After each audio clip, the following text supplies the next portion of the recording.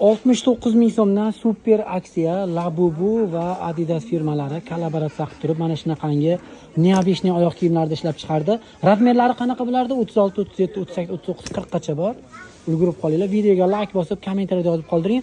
69 mingga ardiydimi? Xitoyda ishlab chiqarilgan. Qaranglar. Undan tashqari mana shu qatorda ko'rib turgan bu oyoq kiyimlar ham 69 ming, bularimiz ham 69 ming. Bularimiz ham 69 ming. Anaqangi korobka dokumentli Loro pianolar ham 69 mingdan.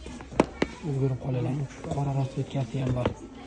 Xola mana 69 mingga ardiydimi? Arziydi menimcha. Arziydi. 69 ming so'm.